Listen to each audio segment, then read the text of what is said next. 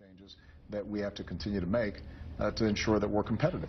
How much of the lack of action in Washington do you put on yourself in terms of blame? Ultimately, the buck stops with me. And so any time we are not moving forward on things that should be simple, I get frustrated.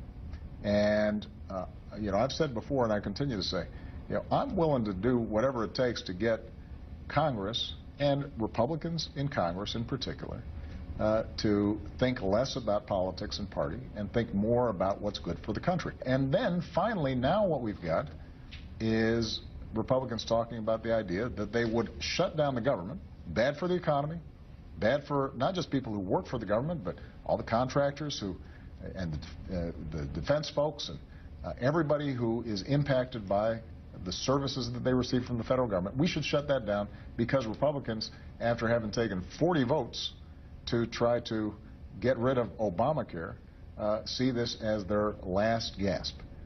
Nobody thinks that's good for the middle class. And I've made this argument to my Republican friends privately.